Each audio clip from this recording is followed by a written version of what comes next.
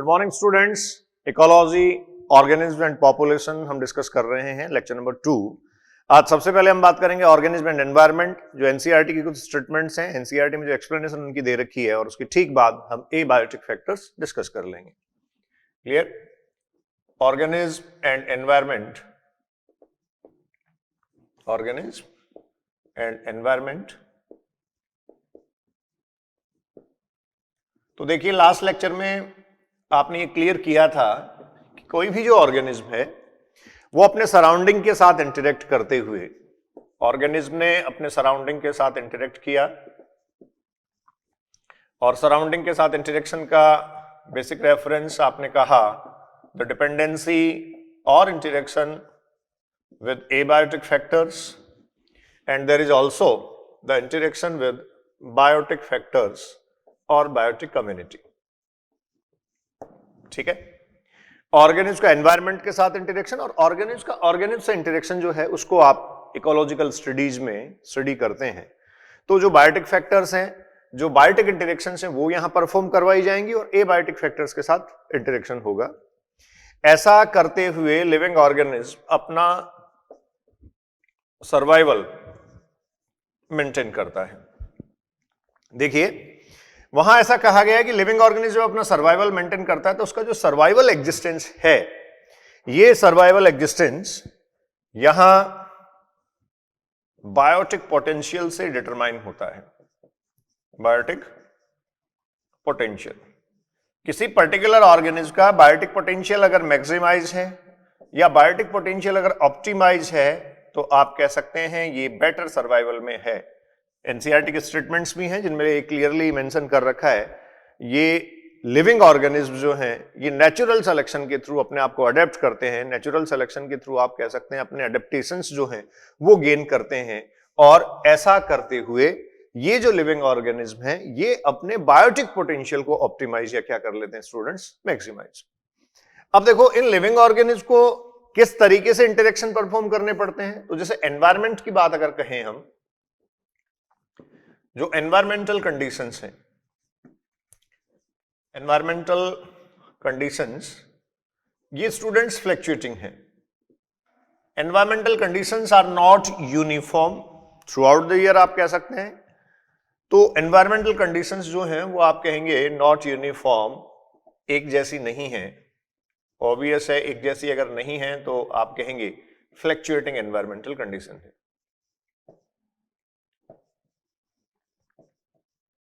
Fluctuating environmental condition, the environment और the atmospheric conditions are not stable.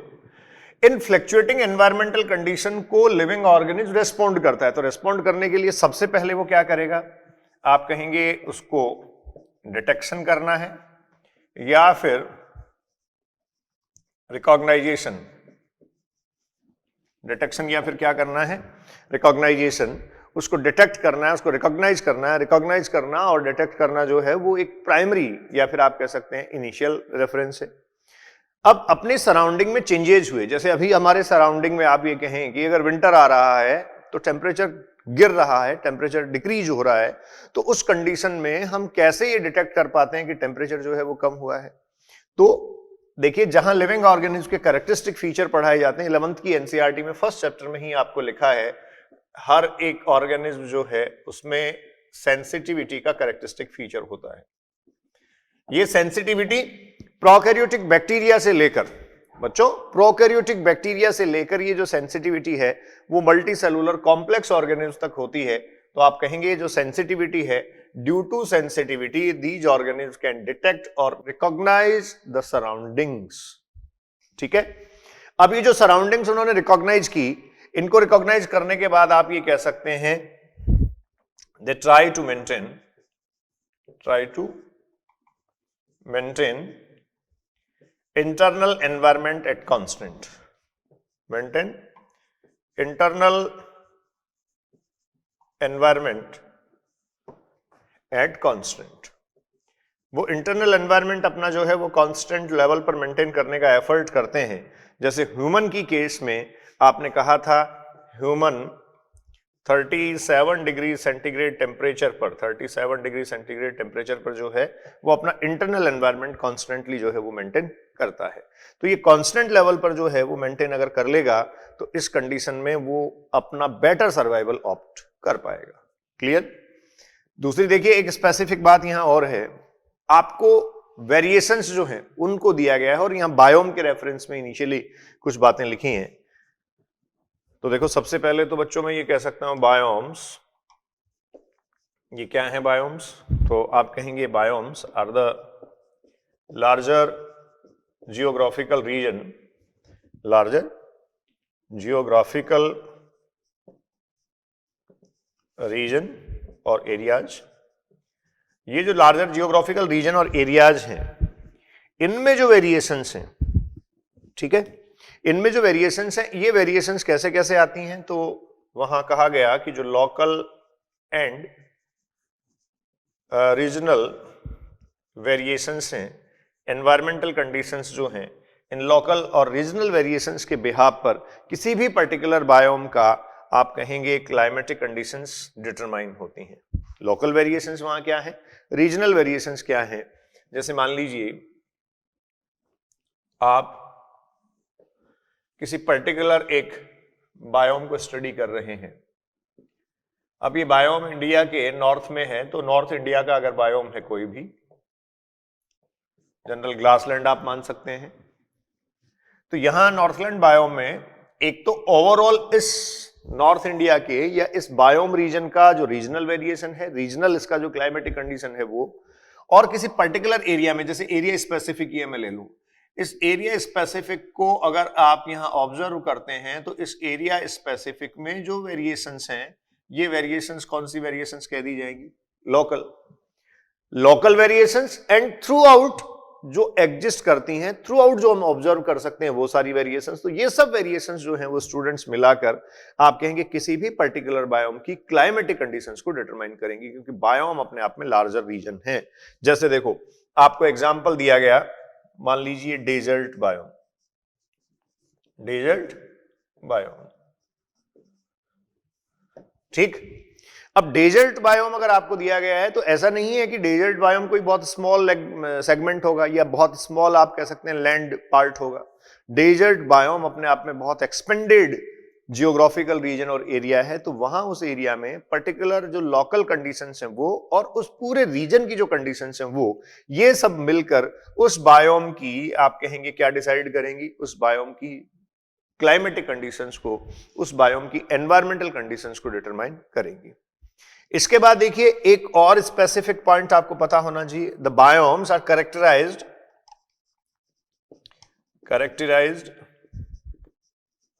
on the basis of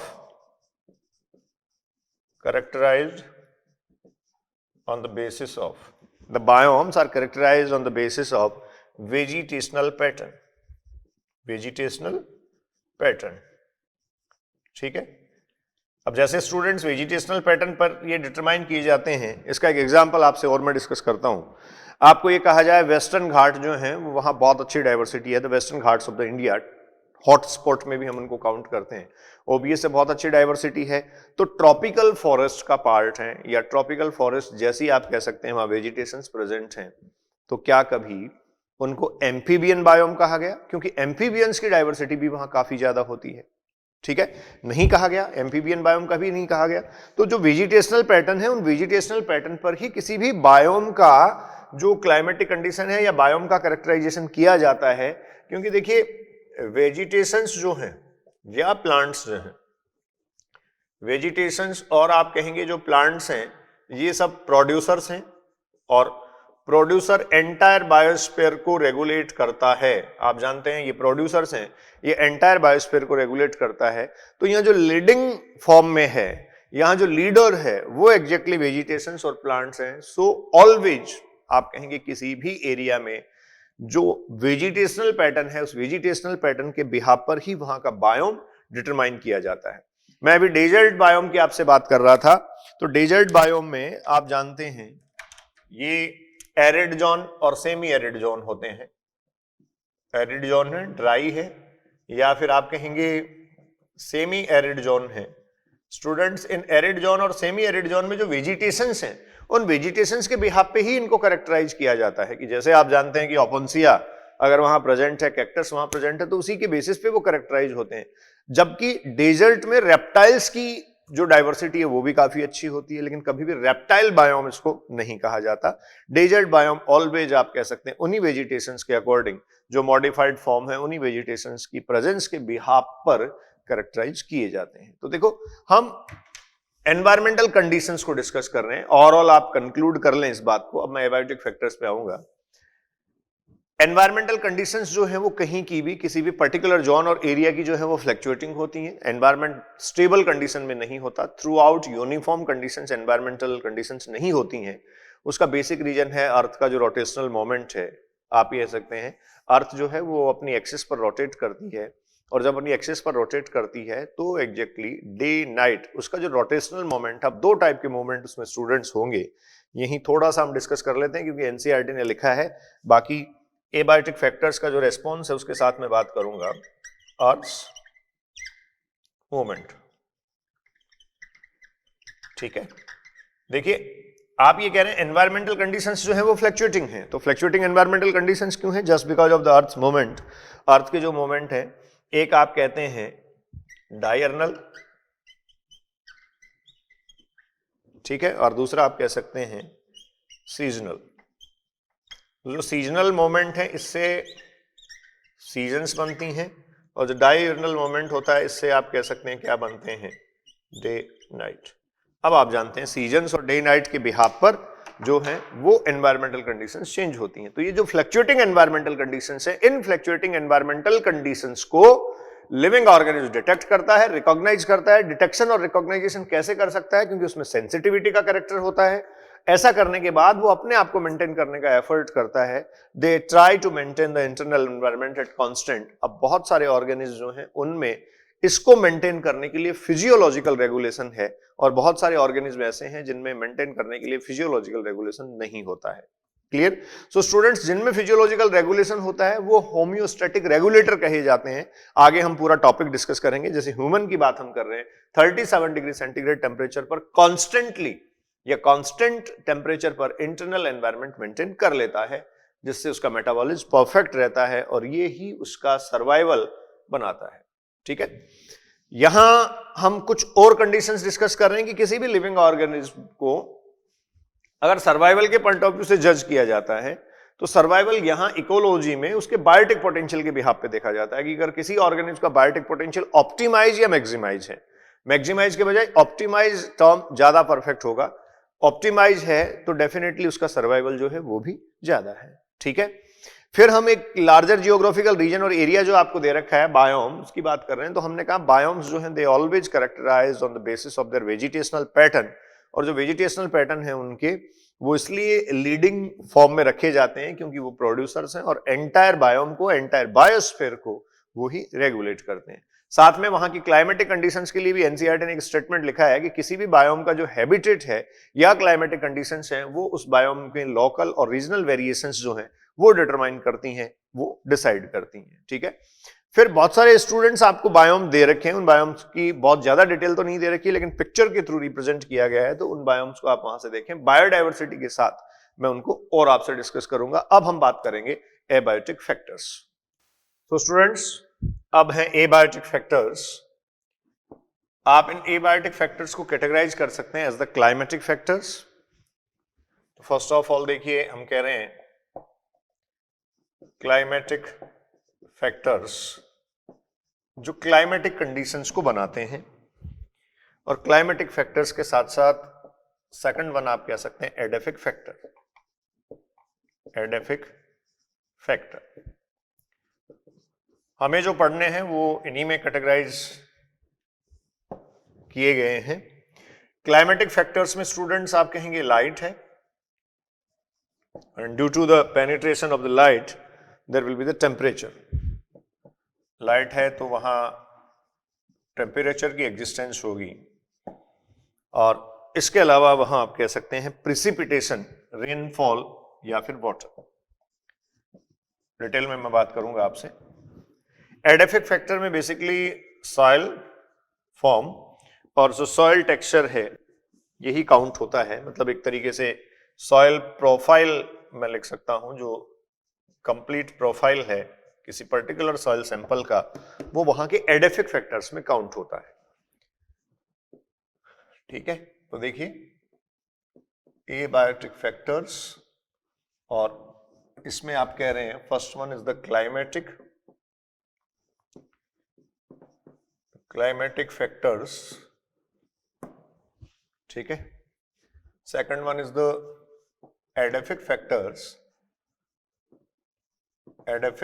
factors, और इनमें soil profile जैसा आपने कहा काउंट होगा। क्लाइमेटिक फैक्टर में देखो बच्चों, सबसे पहले टेम्परेचर आपको एनसीईआरटी ने दे रखा है। Temperature it is the most relevant environmental factor या इकोलॉजिकल एनवायरमेंटल फैक्टर। अब इसको मोस्ट रेलिवेंट क्यों कहा है? क्योंकि सीधा कंसर्न इसका मेटाबॉलिज्म से है। क्लियर? ये मेटाबॉलिक प्रोसेस को, ये मेटाबॉलिज्म को रेगुलेट करने में इंपॉर्टेंट और सिग्निफिकेंट रोल प्ले करता है। तो टेम्परेचर जो है इसको कहा गया मोस्ट रेलिवेंट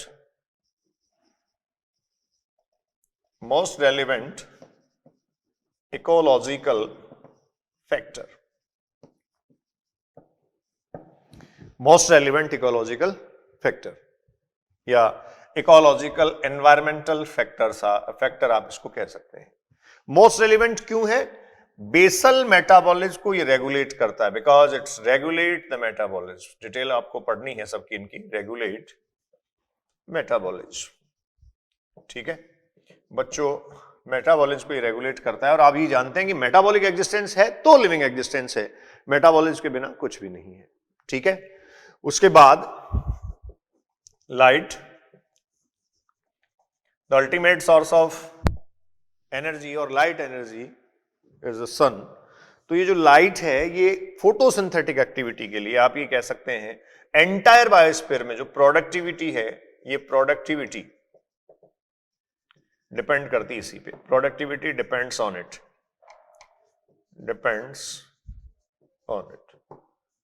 प्रोडक्टिविटी जो है वो लाइट पे ही डिपेंड करती है। प्रोडक्टिविटी जो है उसकी डिपेंडेंसी लाइट पे ही है। लाइट का जो पेनिट्रेशन होगा उसके अकॉर्डिंग ऑर्गेनिक मैटर का सिंथेसिस प्लांट्स करते हैं।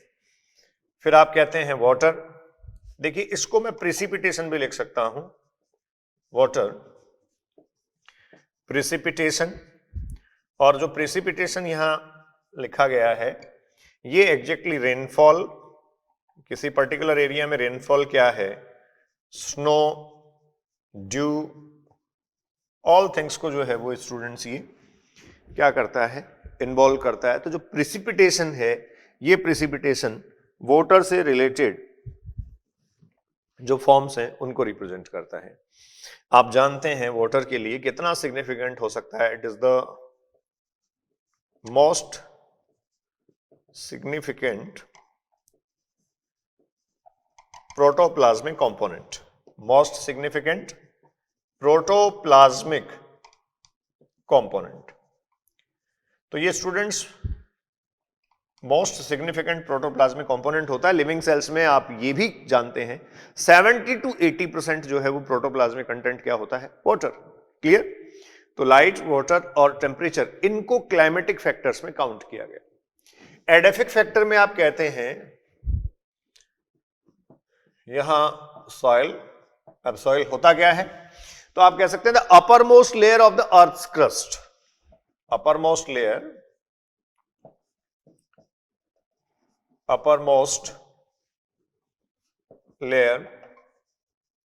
ऑफ अर्थ क्रस्ट, इसको आप सॉइल कहेंगे। और बेसिकली वेजिटेशनल पैटर्न जो है वो इसके अकॉर्डिंग ही डिसाइड होते हैं। इवन एनसीईआरटी ने ये भी लिखा है जो एक्वेटिक हैबिटेट है, उन एक्वेटिक हैबिटेट की जो ऑर्गेनिज्म है दे आर कैरेक्टराइज्ड और determined according to the sedimentation characters और sedimentation of that aquatic habitat.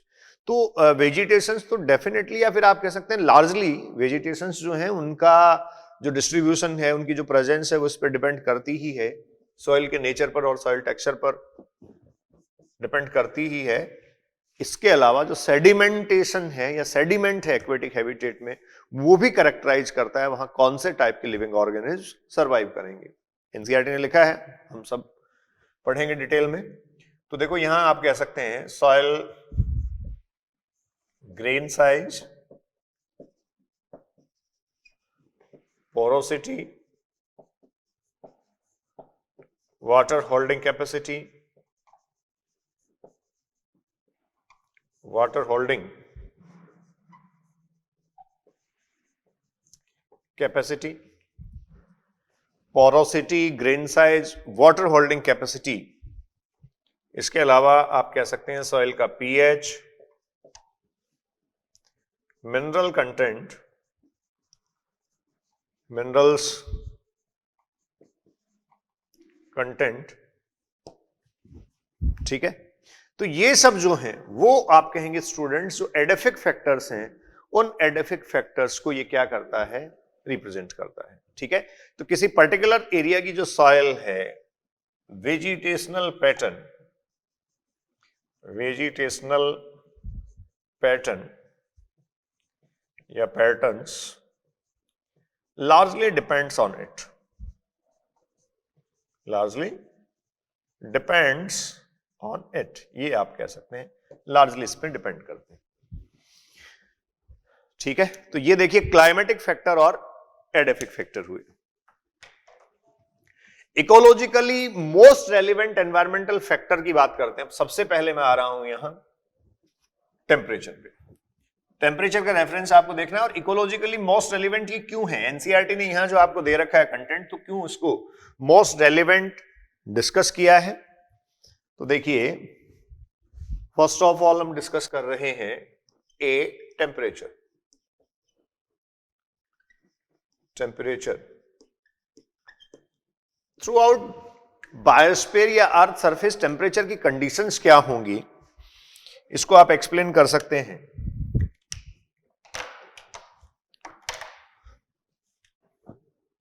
देखिए अर्थ, नॉर्थ पोल, साउथ पोल, और ये बच्चों आप जानते हैं ये है इक्वेटर, 0 डिग्री सेंटीग्रेड। इससे 23.5 और 23.5 जो है 23.5, ये एक्सटेंशन जो है ये रिप्रेजेंट करता है ट्रॉपिक्स को इन नॉर्थ एंड साउथ, 23.5। उसके बाद 66.5 ये रिप्रेजेंट करता है टेम्परेट को, 66.5 नॉर्थ, सिमिलरली 66.5 साउथ, ठीक है। और ये जो है वो बच्चों पोलर रीजन है, polar region, polar region top जो है उसकी बात हम कर रहे हैं। तो अल्टीमेटली ये आपके पास north pole and south pole हुआ। यहां जो लैटिट्यूडिनल एक्सटेंशन है, ठीक है, low latitude to high latitude भी हम डिस्कस करेंगे और low altitude to high altitude भी हम डिस्कस करेंगे। तो देखिए 23.5 या 23.5 नॉर्थ टू 23.5 साउथ, ये स्टूडेंट्स एनसीईआरटी ने लिखा है ये ट्रॉपिकल रीजन का एक्सटेंशन है, ट्रॉपिकल। तो मैं ये कह सकता हूं कि ये जो एक्सटेंशन है, देखिए इक्वेटर के दोनों तरफ, ये किसको रिप्रेजेंट करता है, ट्रॉपिक्स, ठीक। इसके ठीक बाद ये एक्सटेंशन आगे आप जो देख रहे हैं ये रिप्रेजेंट करता है टेम्परेट को, ठीक है, ये रिप्रेजेंट करता है टेम्परेट को।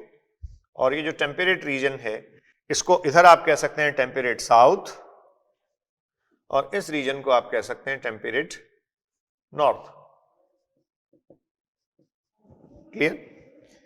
और उसके बाद पोलर रीजन्स है। तो देखिए ecologically most relevant environmental factor temperature कैसे हुआ, because the distribution of the organism largely depends on the temperature, या जो डिस्ट्रीब्यूशन लिविंग ऑर्गेनिज्म का है ये डिस्ट्रीब्यूशन टेम्परेचर पे ही डिपेंड करता है, डिस्ट्रीब्यूशन टेम्परेचर पे डिपेंड करता है। इसके एग्जांपल्स के साथ हम बात करेंगे। एनसीईआरटी ने कुछ एग्जांपल आपको लिख के दिए हैं, क्लाइमेटिक फैक्टर्स में आप पढ़ रहे हैं टेम्परेचर, और आप कह रहे हैं temperature is the most relevant ecological environmental factor, या इकोलॉजिकली मोस्ट रेलिवेंट कह दीजिए सॉरी, आप कह रहे हैं ecologically most relevant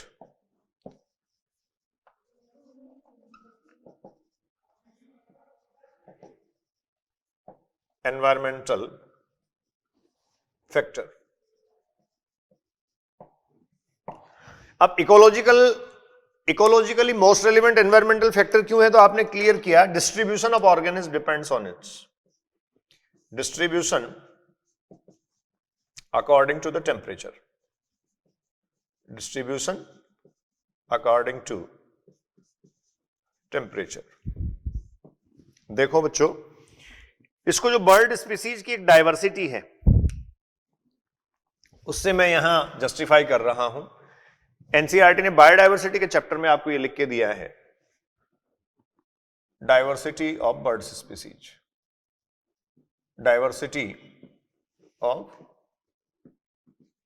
birds species, और वहां की कुछ बातें जो हैं वो यहां भी आपको क्लियर हो जाएंगी।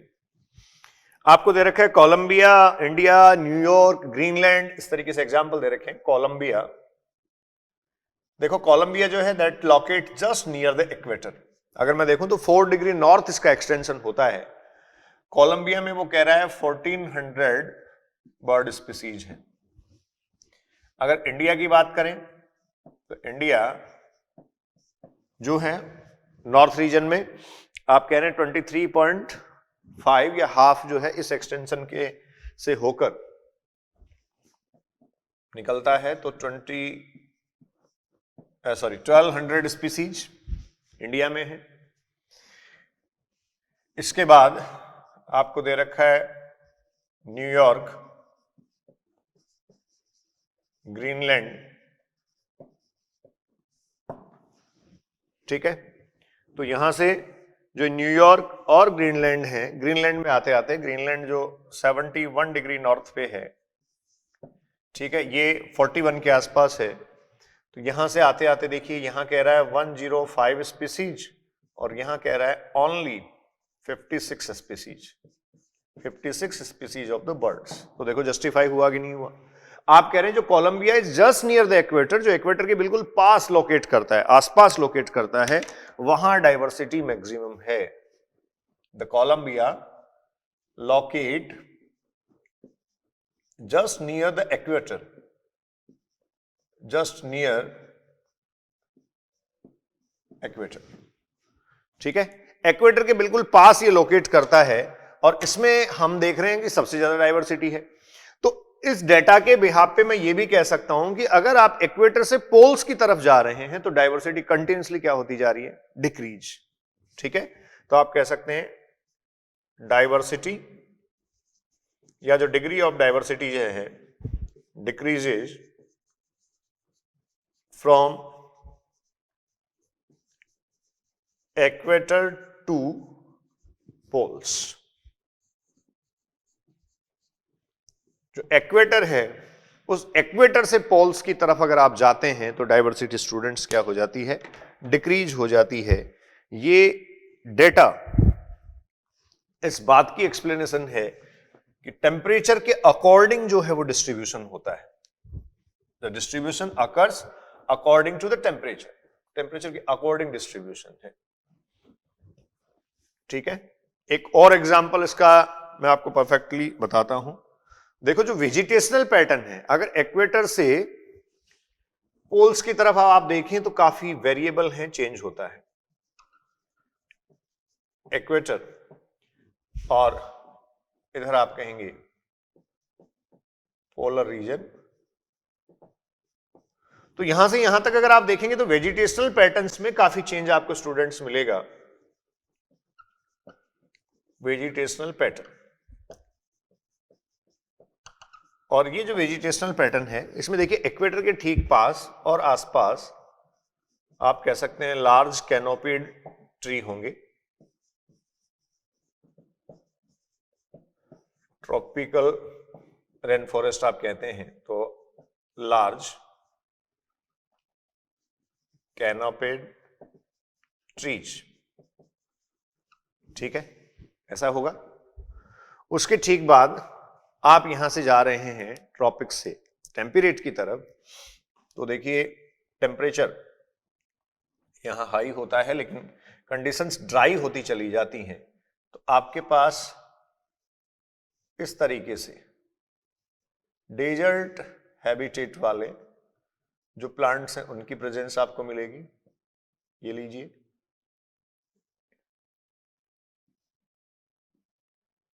ये जो है कंप्लीटली चेंज हो जाएगा, एनवायरमेंटल कंडीशंस अगर आप देखेंगे तो चेंज हो जाएगा, और वेजिटेशनल पैटर्न भी सिमिलरली आप देखिए यहां क्या हो जाएगा, चेंज हो जाएगा। अब वेजिटेशनल पैटर्न भी यहां चेंज हो रहा है,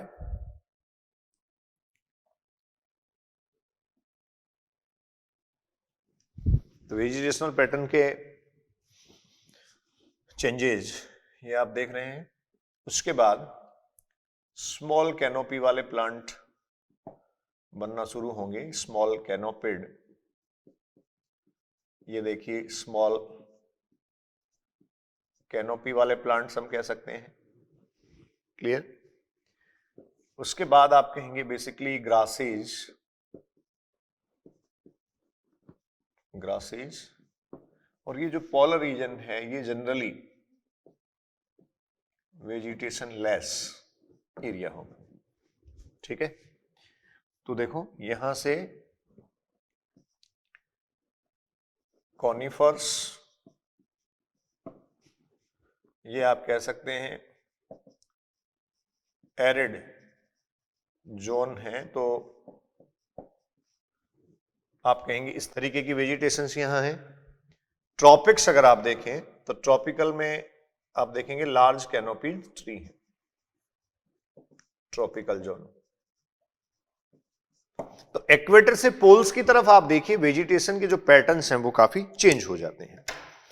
इक्वेटर से हम पोल्स की तरफ जाते हैं, जब पोलर रीजन की तरफ हम ऑब्जर्व करते हैं तो आपको वेजिटेशनल पैटर्न जो है उनमें काफी चेंज मिलेगा। तो इसका मतलब जो डिस्ट्रीब्यूशन है एग्जैक्टली वेजिटेशंस का, डिस्ट्रीब्यूशन जो ऑर्गेनिज्म का है, that largely depends on the temperature. तो आप स्टेटमेंट मेंशन कर लें, distribution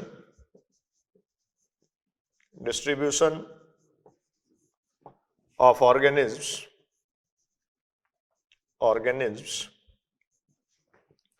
largely depends on the temperature, largely depends on temperature, ठीक है। और इसीलिए देखिए आपने कहा वेजिटेशनल पैटर्न चेंज होता चला गया। जो ट्रॉपिकल रेन फॉरेस्ट है उसके बाद में ट्रॉपिकल रेन फॉरेस्ट में जो एवरग्रीन फॉरेस्ट है उसके बाद डेसिडस फॉरेस्ट आता है, उसके बाद में आप ये कह सकते हैं जो एरिड जोन की वेजिटेशंस हैं, उसके बाद आप कहेंगे आपके पास जो कॉनिफर्स वगैरह और ये सब हैं ये एग्जैक्टली टेम्परेट जोन की वेजिटेशंस हैं, और उसके बाद में ग्रासेज वगैरह, और फाइनली अगर आप जाते हैं पोलर रीजन पे तो वेजिटेशन लेस एरियाज आपको दिखाई देंगे। तो इस तरीके से ये चेंजेस जो है वो क्यों हुए, just because of the penetration of the temperature, light, और लाइट की पेनिट्रेशन से टेम्परेचर बनता है। जैसे यहां आप कहेंगे इक्वेटर जो है सोलर रेडिएशंस का डायरेक्ट पेनिट्रेशन है, आप कहेंगे there the direct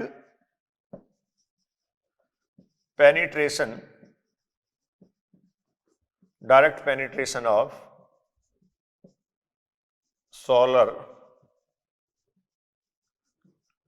radiations, the direct penetration of the solar radiations।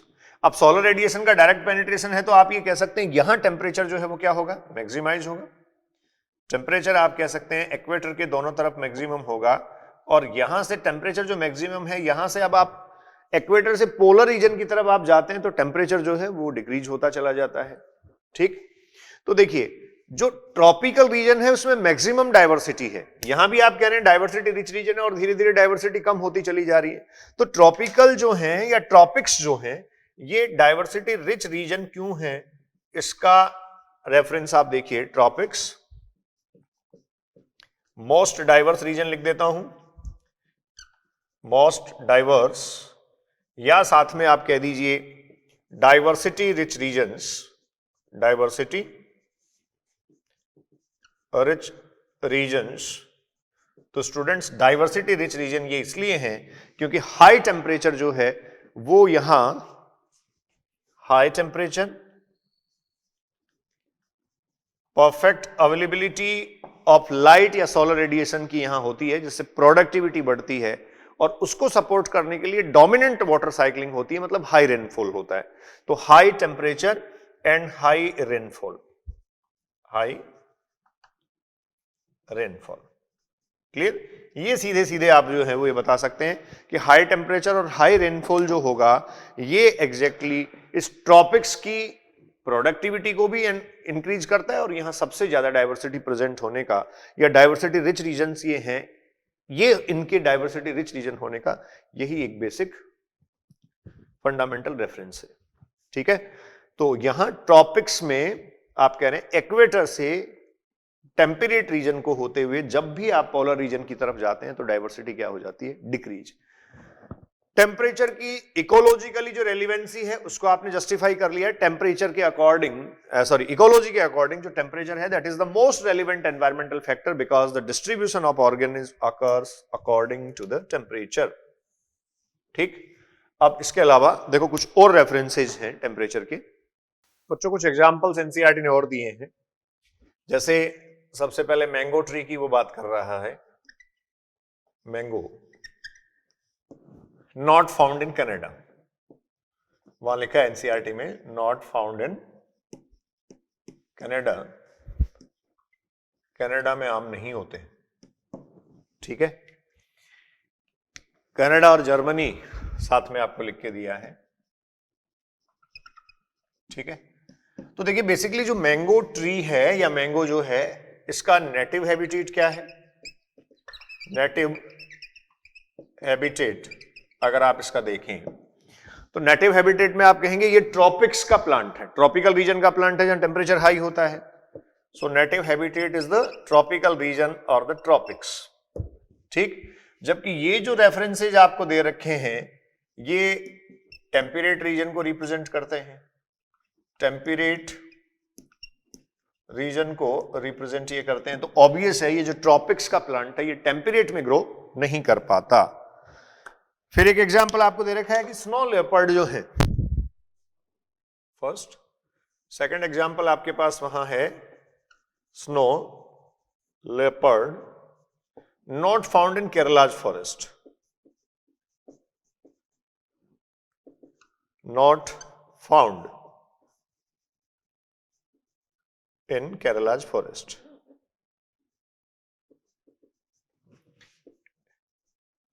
Kerala के जंगलों में आपको कहा जा रहा है कि ये जो है वो स्नो लेपर्ड नहीं मिलते हैं या नहीं प्रेजेंट होते, क्योंकि स्नो लेपर्ड जो है इसका नेटिव हैबिटेट बच्चों क्या होगा? नेटिव हैबिटेट आप कहेंगे टेम्परेट रीजन। ऑब्वियस है टेम्परेट रीजन का है तो ट्रॉपिक्स के जो केरला फॉरेस्ट है उसमें इसकी एग्जिस्टेंस नहीं होगी। और उसके बाद आपको दिया गया है टूना फिश, टूना फिश। देखो ये स्पेसिफिक एग्जांपल है। एनसीईआरटी लिखती है rarely caught beyond the tropical latitudes. ठीक है? रेयरली कॉट बियॉन्ड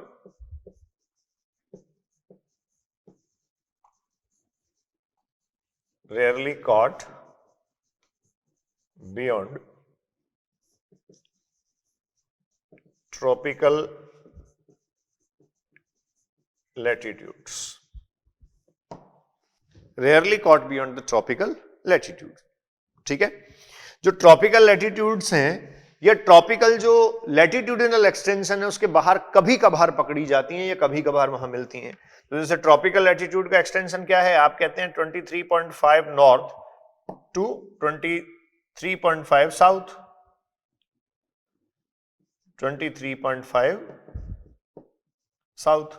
तो 23.5 नॉर्थ टू 23.5 जो ट्रॉपिकल लैटिट्यूडिनल एक्सटेंशन है, उस ट्रॉपिकल लैटिट्यूडिनल एक्सटेंशन के बाहर वो कभी कभार पकड़ी जाती हैं। इसका मतलब टेम्परेट में नहीं होती हैं। किस में होती हैं? ट्रॉपिकल में। तो इनका भी जो नेटिव हैबिटेट है, ये नेटिव हैबिटेट क्या हुआ? इनका नेटिव हैबिटेट भी स्टूडेंट्स हुआ ट्रॉपिक्स। आप कहेंगे ट्रॉपिक्स जो है वो इनका नेटिव हैबिटेट है, ट्रॉपिक्स में ये जो है वो प्रेजेंट होती हैं या ट्रॉपिक्स में इनकी प्रेजेंस होती है। क्लियर? तो ट्रॉपिक्स में प्रेजेंस है इसलिए टेम्परेट में वो नहीं मिलती। अब ये ट्रॉपिकल में जो प्रेजेंट है वो टेम्परेट में नहीं मिलता। ट्रॉपिक्स में आप देखते हैं डाइवर्सिटी ज्यादा है, टेम्परेट में आप कहते हैं डाइवर्सिटी कम होती चली जाती है, एक हाई लेवल का डिक्रीज आपको देखने को यहां मिलता है। तो टेम्परेचर अल्टीमेटली रेगुलेट करता कैसे है? तो टेम्परेचर का जो रेगुलेटिंग प्रोसेस है उस पर आप आए देखिए कि टेम्परेचर जो है वो किस तरीके से रेगुलेट करता है। एनसीईआरटी लिखती है कि टेम्परेचर जो है वो डायरेक्टली बेसल मेटाबॉलिज्म को रेगुलेट करता है। Temperature directly regulate the basal metabolism, और बेसल मेटाबॉलिज्म को टेम्परेचर जब रेगुलेट करेगा, टेम्परेचर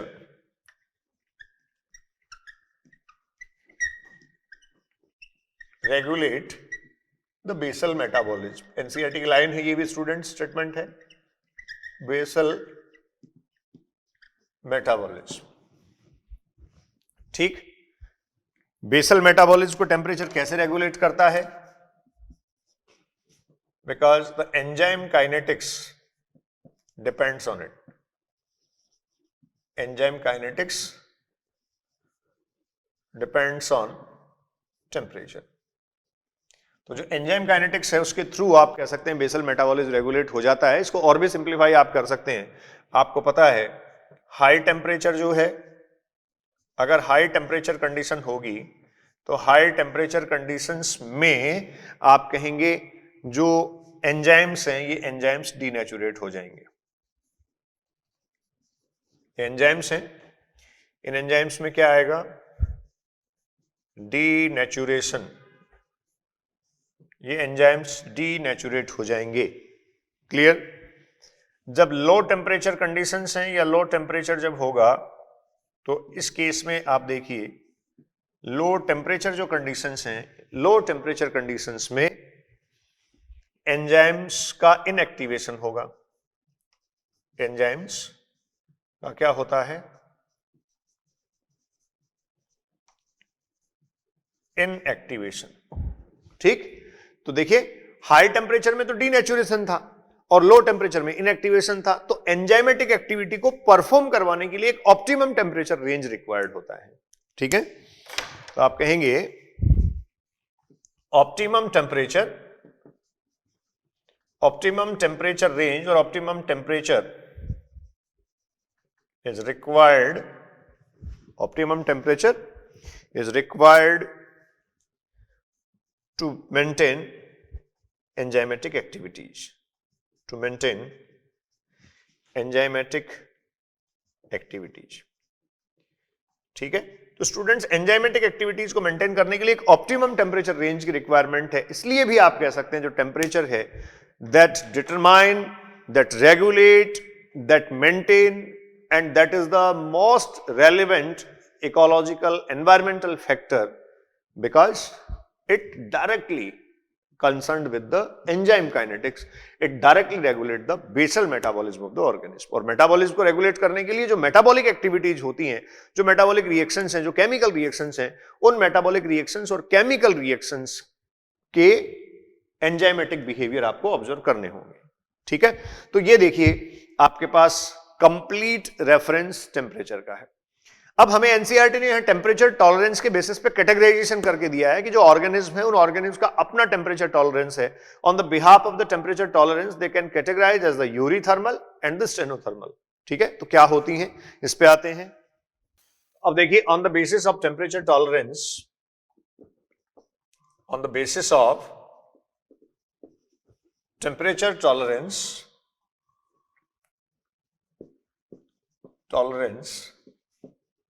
लिविंग ऑर्गेनिज्म टेम्परेचर को जो टॉलरेट कर पाती हैं तो उनका जो टॉलरिंग कैपेबिलिटीज हैं उनके बिहाफ पे कैटेगरीज यहां डिटरमाइन की गई। On the basis of the temperature tolerance organism categorize as, organism categorized as, देखिए फर्स्ट कैटेगरी आपके पास है यूरीथर्मल, यूरीथर्मल यूरीथर्मल वो ऑर्गेनिज्म है जो wide range of temperature tolerance show करती हैं या वाइड रेंज के टेम्परेचर टॉलरेंस इनके होते हैं। और सेकंड वन आप कह सकते हैं students stenothermal, eurythermal and stenothermal.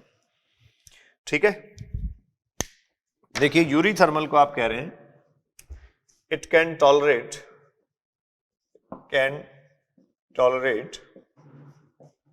wide range of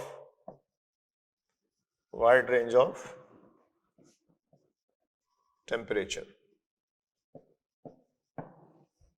can tolerate the wide range of temperature। wide range जो टेम्परेचर की है वो ये टॉलरेट कर सकती है। स्टेनोथर्मल जो है ये आप कह सकते हैं can tolerate a narrow range of temperature, narrow range of temperature.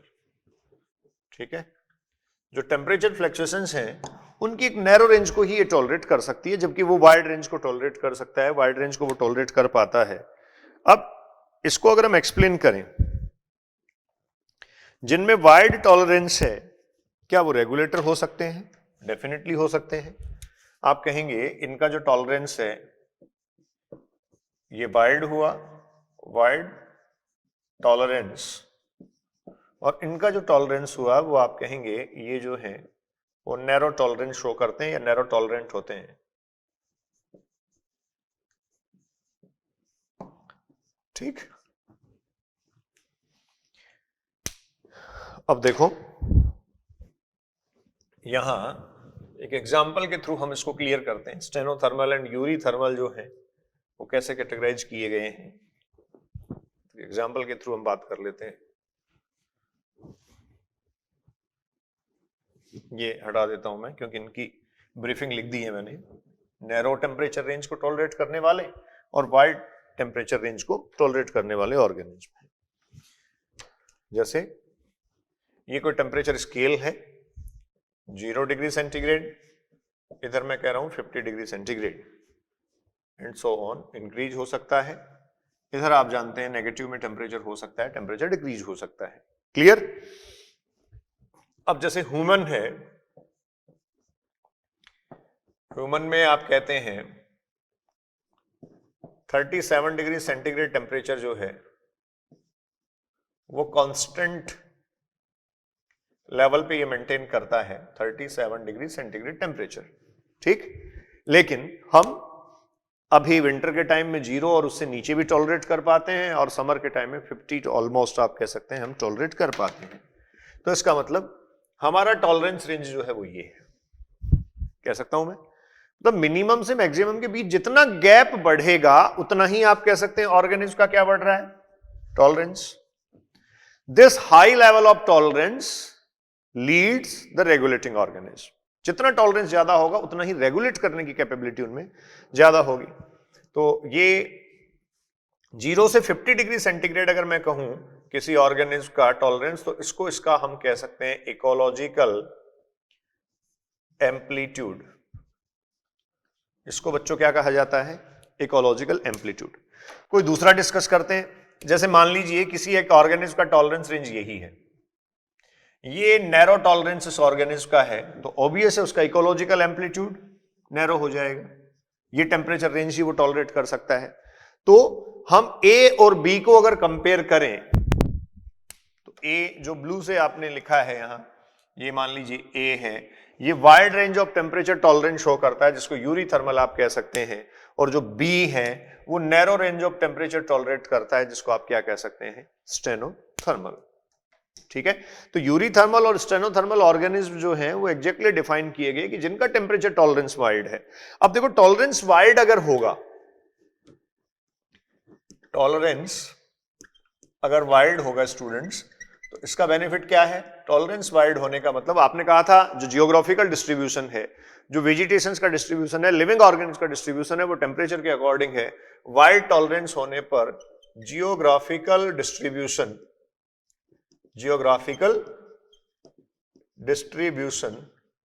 ये स्टूडेंट्स क्या हो जाएगा, वाइड हो जाएगा।